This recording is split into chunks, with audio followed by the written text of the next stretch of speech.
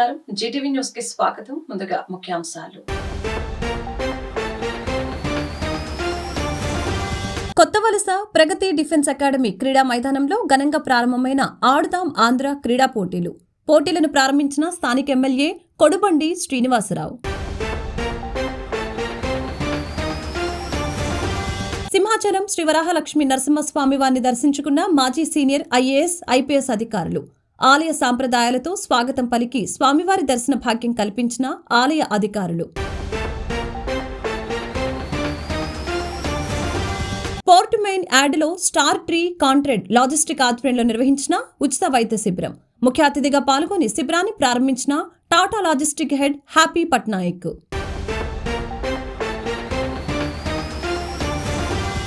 విశాఖలో తమ సంస్థ ద్వారా టాక్సీ క్యాబ్ సర్వీసు ప్రారంభించిన ర్యాపిడ్ సంస్థ. సర్వీస్ యాప్ను, క్యాబ్ సర్వీస్ను జెండా ఊపి ప్రారంభించిన విశాఖ ఎంపీ ఎంవివి సత్యనారాయణ.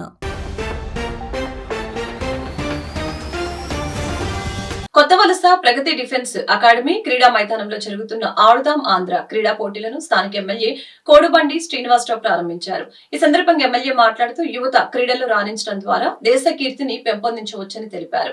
ఈ నేపథ్యంలోనే జగనన్న ఆడుదాం ఆంధ్ర కార్యక్రమానికి శ్రీకారం చుట్టడం జరిగిందని తెలిపారు.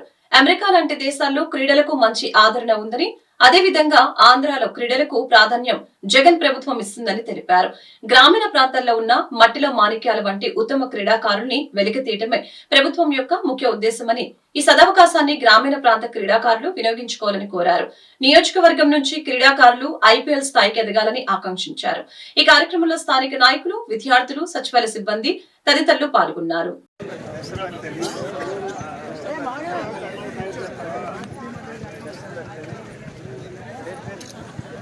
ముందురా ఫోటో తీస్తాను.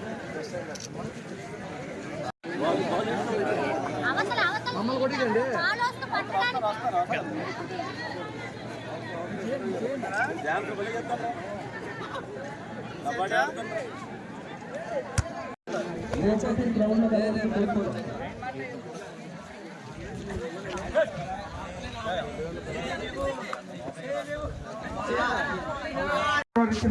ఈ అవకాశాన్ని పొడిగిపుచ్చుకొని మీరందరూ కూడా క్రమశిక్షణతో ఈ కార్యక్రమాన్ని జాగ్రత్తగా నేర్చుకొని ఒక టీం అంటూ కోట్లాది రూపాయలు ఖర్చు పెట్టి గవర్నమెంట్ ఈ కార్యక్రమాన్ని కండక్ట్ చేయడం జరుగుతుంది. మీ అందరూ కూడా ఉన్నటువంటి ఎవరైతే మేనేజ్మెంట్ ఈ గేమ్స్ చేస్తారో వాళ్ళకి సహకరి.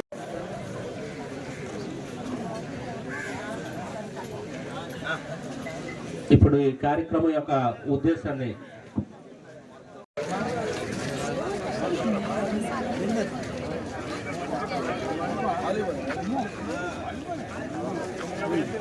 ఒక్కసారి గ్రౌండ్ దగ్గరికి వచ్చేయండి. మన గౌరవ ఎమ్మెల్యే గారు కడుబండి శ్రీనివాసరావు సార్ వచ్చారు ఓపెనింగ్ సెరమనీకి.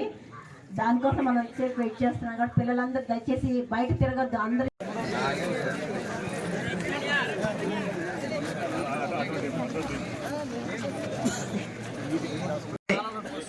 నా జీవిత కాలంలో కానీ ఇలాంటి కార్యక్రమం భారతదేశం జరుగుతుందని ఎవ్వరూ అనుకోరు.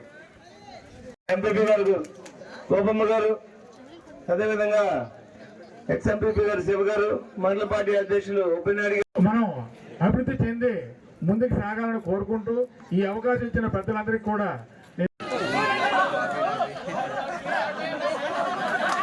మా శృంగవరపుకోట నియోజకవర్గంలో కొత్తవలస మండలంలో మండల స్థాయి ఆడుదాం ఆంధ్ర పోటీలు ఈరోజు జరుగుతూ ఉన్నాయి.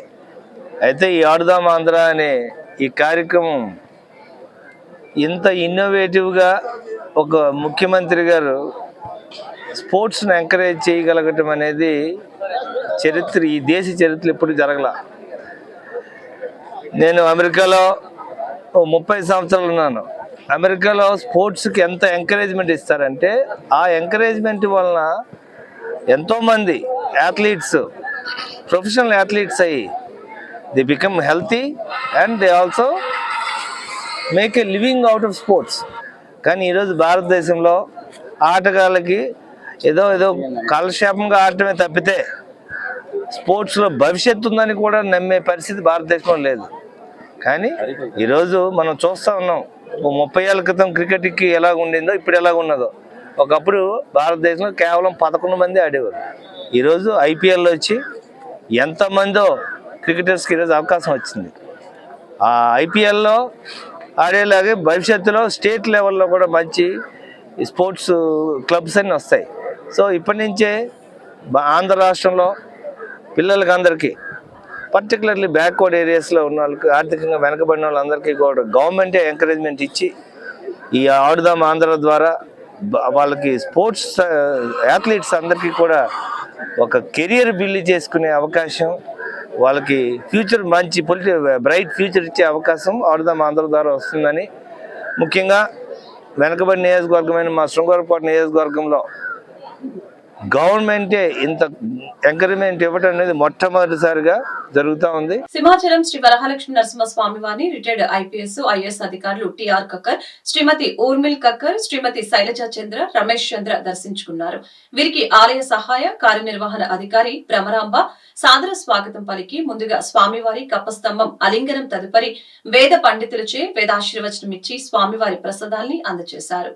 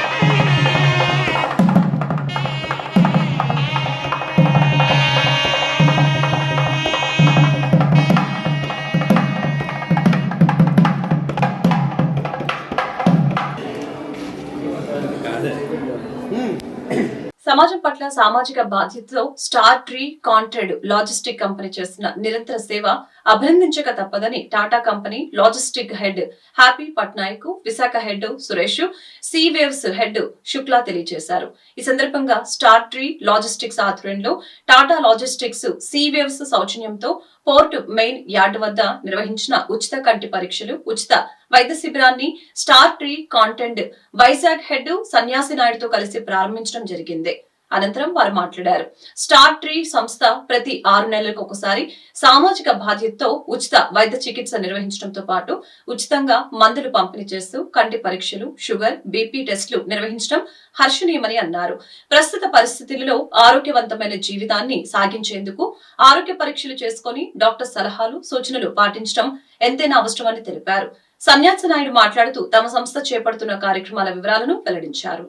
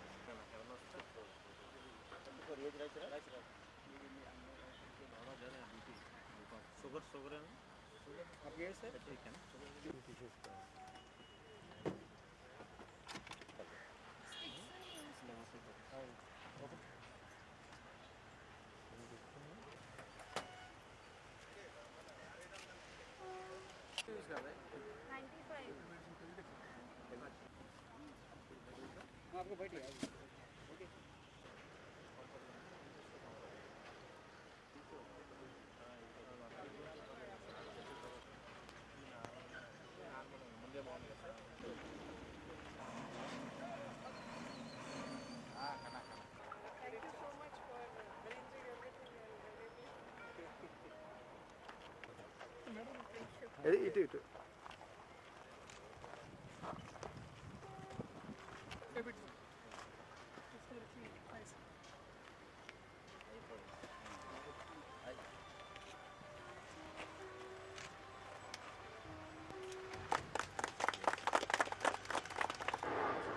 ఇలా చూడండి ఇలా చూడండి సార్, ఇలా చూడండి. Okay okay sir.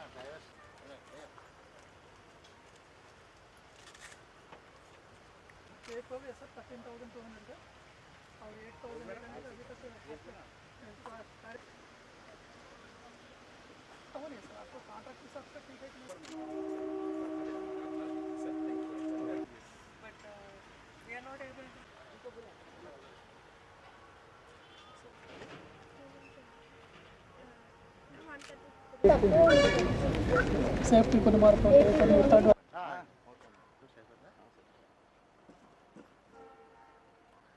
అలాగించండి.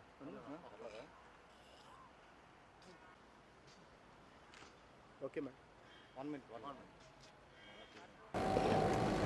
Well, I'm Happy Patnaik from Tata Steel, and this is the first time that we are having a health camp at Vizag. Thanks to Startree team and Seaways team and the doctors who have agreed to be part of this free health camp. I hope that a lot of drivers, maximum drivers, can avail of this facility. This is the first time Tata Steel is having a health camp at Vizag, so all the best to everyone. Startree team has organized the check, my health check. They will be doing the eye test for the drivers, the sugar test as well as the blood pressure will be checked for each person. So we are aiming to do the checkup for at least 100 drivers, 100 plus drivers today in one day. Sujit Mahapatra, General Manager, Seaways Shipping and Logistics Limited. This is the first time we have seen such type of services given by Tata Steel's vendor, Startree. This is a very good thing. They are actually giving these services to all the drivers, because you know that the drivers are the lifeline of our logistics industry in India. Being actually the drivers' health, nutrition and everything that will be come into this, so they may able to know that their cargo safety as well as the drivers' health. అందరికీ నమస్కారం. నా పేరు KS Naidu. నేను స్టార్ట్రీ company నుంచి వైజాగ్ ఇన్ఛార్జ్గా నేను work చేస్తున్నాను. మా టాటా కంపెనీ నుంచి సీవేజ్ నుంచి ఆదేశాల మేరకు ఈ మెడికల్ క్యాంపు చేయడం జరిగింది. మా వరకు మా బాధ్యత ఎంతవరకు మేము నిర్వర్తించాం. ఈరోజు చేసేది 100 మందికి పైగా ఈరోజు మెడికల్ క్యాంప్ జరుగుతుంది. దాంతోపాటుగా ఈ I test, sugar test and blood pressure with medicine providing. Thank you. Doctor CH Apparao. గత 43 ఏళ్ళుగా ఎక్స్పీరియన్స్ చేస్తూ ఉన్నాం. ఈ టాటా స్టీల్ గ్రూప్ వాళ్ళు మమ్మల్ని ఇన్వైట్ చేయడం వల్ల ఇక్కడికి వచ్చి ఇక్కడ డ్రైవర్స్కి అందరికీ కూడా బీపీలు, షుగర్లు, ఐ టెస్ట్లు, లో ఐటేజ్ ఉన్న వాళ్ళకి అందరికీ మెడిసిన్ ఉచితంగా ఇవ్వడానికి మేము మమ్మల్ని ఇన్వైట్ చేశారు. కాబట్టి అందరికీ బీపీలు, షుగర్లు చూసి అందరికీ మెడిసిన్ ఇస్తున్నాం. ఐ చెకప్ చేస్తున్నాం. ఏమైనా ఎక్కువ బీపీ ఉన్న వాళ్ళకి ఫర్దర్గా జనరల్ మెడిసిన్, న్యూరాలజీ, నెఫ్రాలజీకి రిఫర్ చేయడానికి మేము సిద్ధంగా ఉన్నాను. అన్ని టెస్టులు చేయడం అయింది. ప్రజలకు అన్ని సమయాలలో ఆటో, బైక్ సర్వీసులను అందిస్తూ అందరి మన్ననలు పొందుతున్న ర్యాపిడ్ సంస్థ మరొక అడుగు ముందుకు వేసి టాక్సీ క్యాబ్ సర్వీస్ కూడా అందుబాటులోకి తీసుకువచ్చింది. ఈ సందర్భంగా ర్యాపిడ్ క్యాబ్ వైజాగ్ పేరు మీద టాక్సీ క్యాబ్ యాప్ ను విశాఖ ఎంపీ కార్యాలయంలో ఎంపీ ఎంవివి సత్యనారాయణ చేతుల మీదుగా ప్రారంభించారు.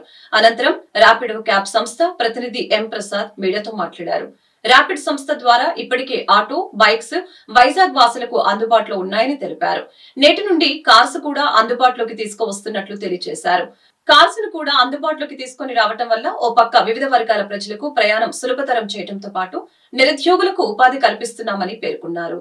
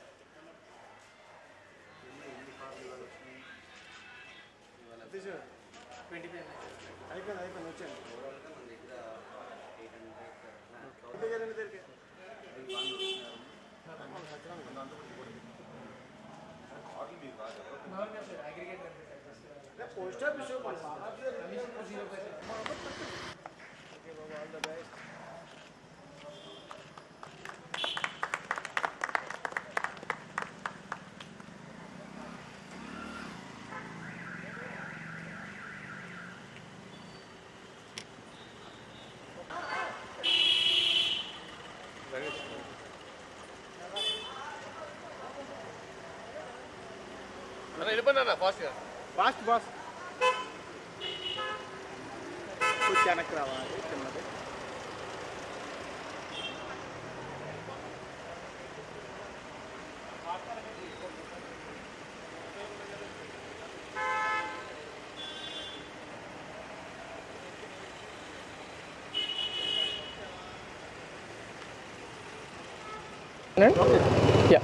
అందరికీ నమస్కారం అండి. నా పేరు ఎంబీ ప్రసాద్. నేను ర్యాపిడో మేనేజర్గా వర్క్ చేస్తున్నానండి నేను. సో ఈ రోజు ఏంటి అంటే మేము నగరంలో ఆల్రెడీ 2018 నుంచి కూడా మేము ఆల్రెడీ బైక్ ట్యాక్సీ అలానే ఆటో కూడా సర్వీసెస్ రన్ చేస్తున్నాము.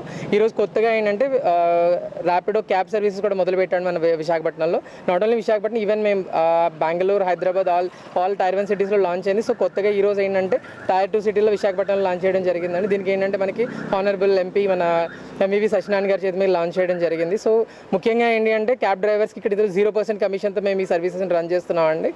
సో కమింగ్ డేస్లో దీన్ని ఇంకొంచెం సర్వీసెస్ని ఇంకా ఎక్స్టెండ్ చేస్తాము. అందరికీ థ్యాంక్ యూ. చెప్పాను.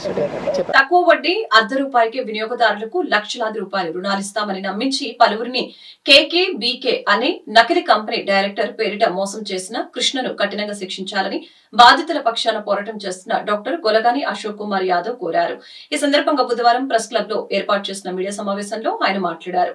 విశాఖపట్నం కోఆపరేటివ్ బ్యాంక్ మేనేజర్ గా పనిచేసిన రాయవలస తిరుమలరావు సహకారంతో బ్యాంకులో తనకు 60 కోట్ల నగదు ఉందని ప్రజలను నమ్మించి నకిలీ కంపెనీను నెలకొల్పిన కొర్ల కృష్ణ ప్రజలకు ₹1 తక్కువ వడ్డీకే లక్షలాది రూపాయలు రుణాలిస్తామని పలువురిని మోసం చేశాడని అన్నారు. తప్పుడు అగ్రిమెంట్లు చేసి ఫ్రాంక్లిన్ ఛార్జీల పేరుతో లక్షల్లో డబ్బులు వసూలు చేస్తున్నాడని ఆరోపించారు.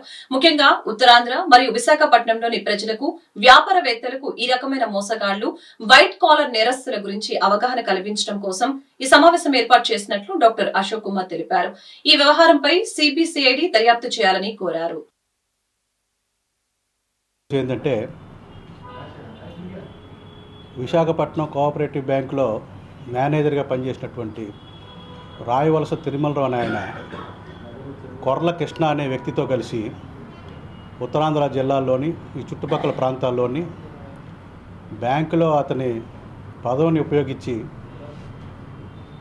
లక్షల్లో ప్రజల్ని, వ్యాపారస్తుల్ని మోసం చేస్తా బ్యాంకులో కేకేబీకే అని ఎంటర్ప్రైజెస్, అది ఊరు పేరు లేని సంస్థ, కొర్ల కృష్ణ అనే వ్యక్తి దానికి డైరెక్టర్ అని చెప్పి అతని పేరు మీద కోఆపరేటివ్ బ్యాంక్ ఐడిబిఐ అకౌంట్లో 60 కోట్ల రూపాయలు రెడీగా ఉన్నాయని చెప్పి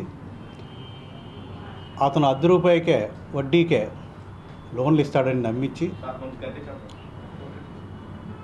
ఆ కారణం చూపించి Franklin charges, document registration charges, transport charges, ఇలా పలు రకాలుగా పలువురు వ్యక్తుల నుంచి డబ్బులు కలెక్ట్ చేసి చాలామందిని మోసగించాడని చెప్పి తెలిసింది.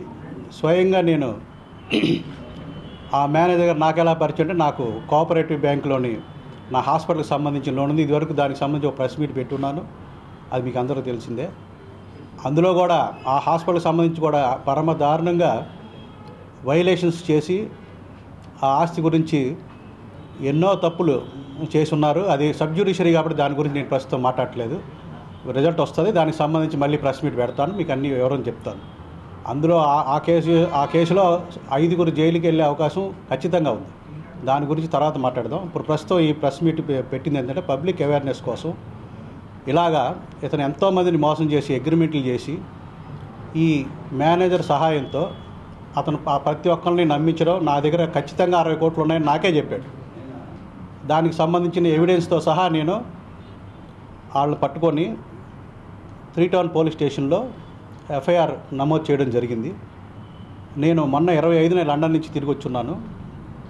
వచ్చిన తర్వాత ఈ మధ్యకాలం నాకు తెలిసింది ఏంటంటే, ఇతను ఎంతోమందిని పాపం ఒక డిఫరెంట్లీ ఏబుల్డ్ పర్సన్ ఒక అతను వాళ్ళ అబ్బాయి ఫీజు కోసం అతన్ని మోసం చేయటం, ఇంకొక పెద్ద కాంట్రాక్టర్ అతను కొడుకునని చెప్పుకొని ఒక bank manager, IDBI bank manager హైదరాబాద్లోని ఒక లేడీ, వీళ్ళు ముఖ్యంగా ఆడవాళ్ళని టార్గెట్ చేస్తున్నారు, ఏది బ్యాంక్ మేనేజర్ని.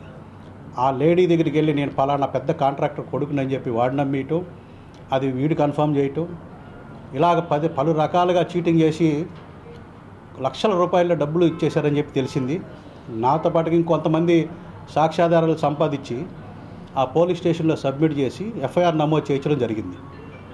ఇదే కాకుండా ఆ ఐడిబిఐ బ్యాంక్ మేనేజర్ గారి పేరును ఉపయోగించి ఆడవాళ్లతోనే ఫోన్ చేయించి ఎవరైతే వీళ్ళు ఉచ్చులో పడ్డారో తప్పుడు డాక్యుమెంట్లు సృష్టించి ఛార్జెస్ డబ్బులు ఇచ్చేసి పరిపరి విధాలుగా మోసం చేసిన బోల్డ్ సందర్భాలు ఉన్నాయి.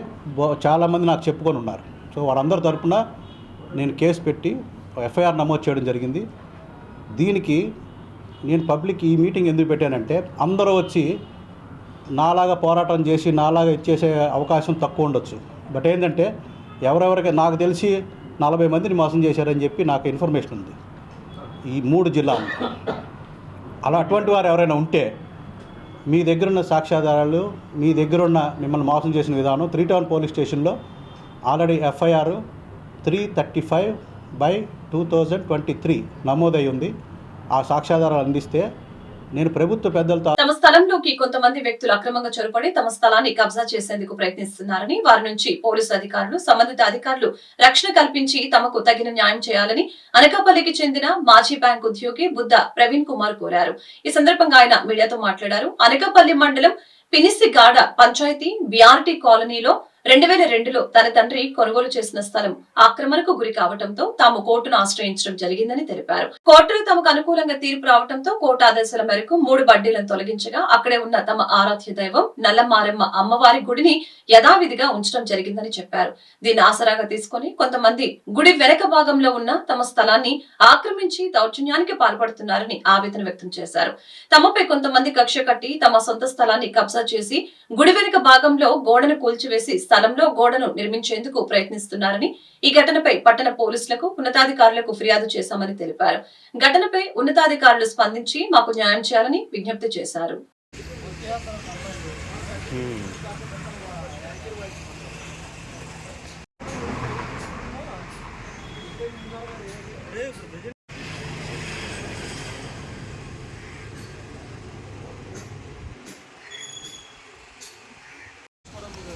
వెళ్ళిపోమంటున్నానబ్బా, నిన్ను తీయట్లేదు నిన్ను.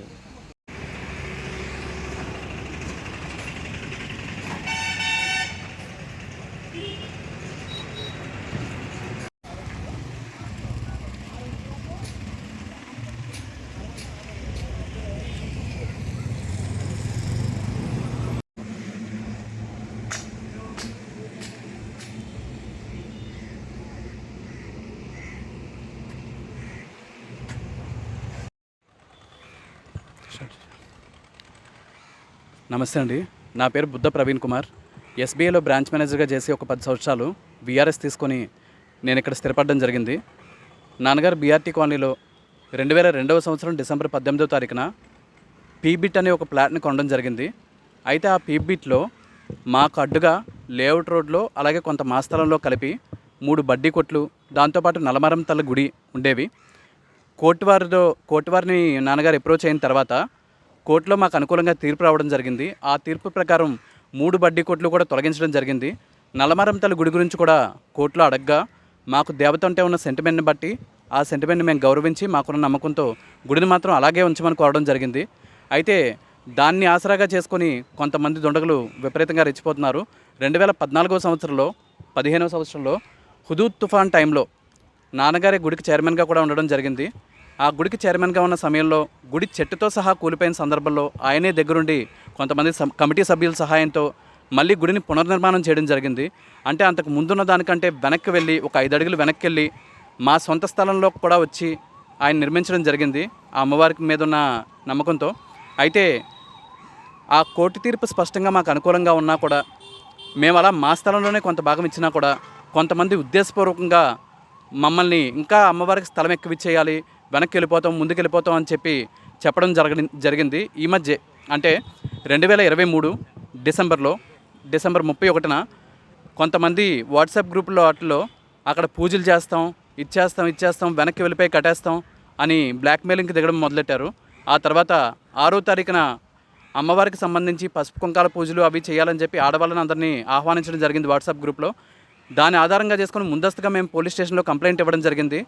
ఆ తర్వాత నెక్స్ట్ రోజు మేము ఊహించినట్టుగానే మేము అంతకుముందు మాకు అమ్మవారికి మధ్య హద్దుగా ఉన్న ఆ గోడని బద్దలగొట్టి మా స్థలంలో ఆల్రెడీ ఉన్న అమ్మవారి గుడికి సంబంధించి ఇంకా వాళ్ళు వెనక్కి వచ్చేసే విధంగా ముందు గోడను నిర్మూలించి వెనక్కి ఇంకా ఒక గోడను నిర్మించేయాలని ప్రయత్నిస్తున్న సందర్భంలో ముందుగా మేము పోలీసు వారి దృష్టికి తీసుకెళ్ళడం జరిగింది.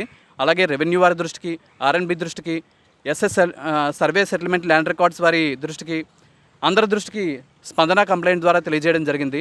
అలాగే పోలీస్ డిపార్ట్మెంట్ వారికి, సిఐ గారికి, డిఎస్పీ గారికి కూడా ఫోన్లో ఇన్ఫామ్ చేయడంతో పాటు వ్రాతపూర్వకంగా ప్రతి ఒక్క స్టేజ్లో చెప్పడం జరిగింది.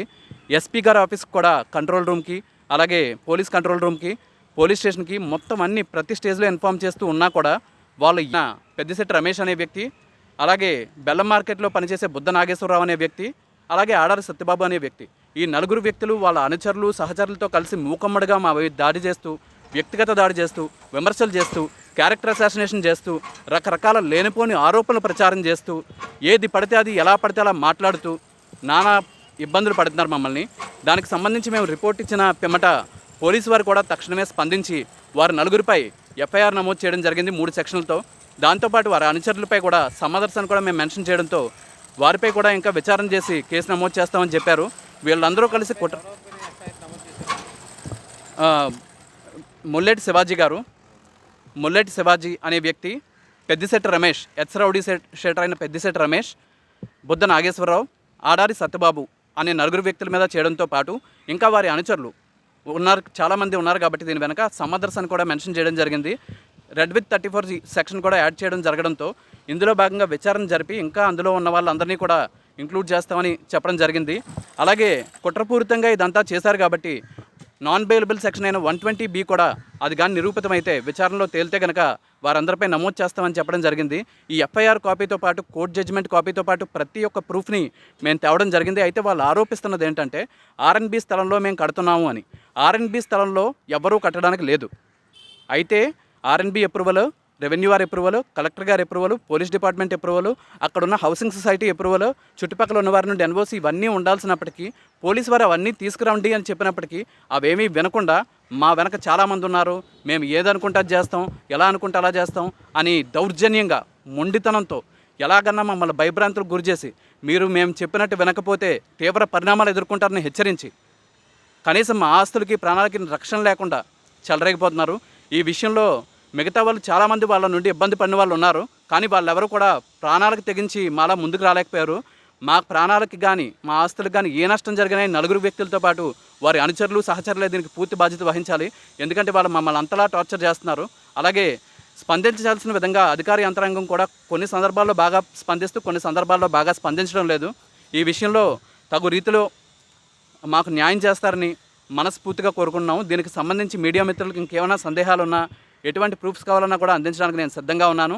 అయితే దీనికి సంబంధించి ఇంకా వాళ్ళు నిర్మాణాలు చేయకుండా చేసే విధంగా ఆర్ఎన్బి వాళ్ళతో మాట్లాడి, రెవెన్యూ వారితో మాట్లాడి సిఏ గారు మాకు హామీ ఇవ్వడం జరిగింది. వాళ్ళ గనక అక్రమంగా మీ స్థలంలోకి కానీ ఆర్ఎన్బి స్థలంలోకి కానీ వస్తే డిపార్ట్మెంట్తో మాట్లాడి తొలగించే కార్యక్రమం చేస్తామని కూడా మాకు హామీ ఇవ్వడం జరిగింది. ఆ విధంగా ఏది న్యాయమైతే అదే చేయమని మేము కోరుతున్నాం. వారు అక్రమంగా నిర్మించింది తొలగించాల్సిందిగా అధికారులు తక్షణమే తొలగించాల్సిందిగా కోరుతున్నాం. Thank you. సింహాచలం శ్రీ వరహాలక్ష్మి నరసింహస్వామి నిత్య కళ్యాణం నేత్రపరంగా సాగింది. ఆర్జిత సేవల్లో భాగంగా ఉత్సవమూర్తి గోవిందరాజ స్వామిని ఉభయ దేవేరులతో మండపంలో అధిష్టింపచేశారు. పాల్గొన్న భక్తుల గోత్రనామాలతో సంకల్పం చెప్పి పాంచరాత్రగమ శాస్త్ర విధానంలో విశ్వక్సేనారాధన పుణ్యాహవచనాలతో కార్యక్రమానికి శ్రీకారం చుట్టారు.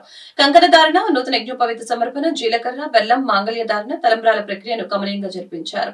మంత్రపుష్పం, మంగళ శాసనాల తర్వాత భక్తులకు వేదాశీర్వచనాలు, శేషవస్త్రాలు, స్వామివారి ప్రసాదాలను అందజేశారు.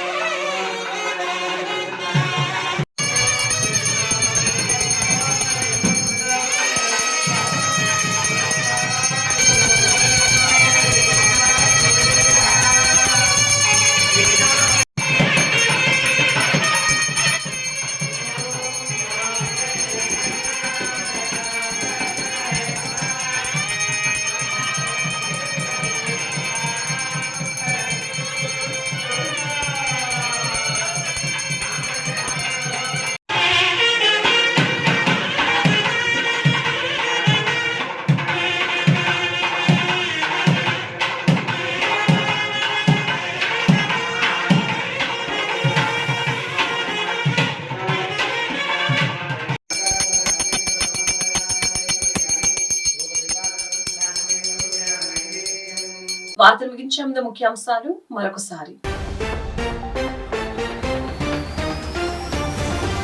కొత్త వలస ప్రగతి డిఫెన్స్ అకాడమీ క్రీడా మైదానంలో ఘనంగా ప్రారంభమైన ఆడుదాం ఆంధ్ర క్రీడా పోటీలను ప్రారంభించిన స్థానిక ఎమ్మెల్యే కొడుబండి శ్రీనివాసరావు. సింహాచలం శ్రీ వరాహలక్ష్మి నరసింహస్వామి వారిని దర్శించుకున్న మాజీ సీనియర్ ఐఏఎస్ ఐపీఎస్ అధికారులు. ఆలయ సాంప్రదాయాలతో స్వాగతం పలికి స్వామివారి దర్శన భాగ్యం కల్పించిన ఆలయ అధికారులు. పోర్ట్ మెయిన్ యార్డులో స్టార్ ట్రీ కాంట్రెడ్ లాజిస్టిక్ ఆధ్వర్యంలో నిర్వహించిన ఉచిత వైద్య శిబిరం. ముఖ్య అతిథిగా పాల్గొని శిబిరాన్ని ప్రారంభించిన Tata logistic head happy Patnaik.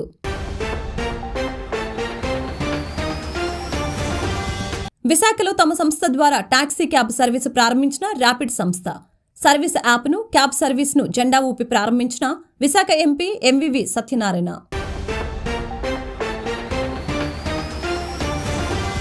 ఈ వార్తలు ఇంతటితో సమాప్తం. మరొక బులెటిన్ మళ్ళీ కలుద్దాం. నమస్కారం.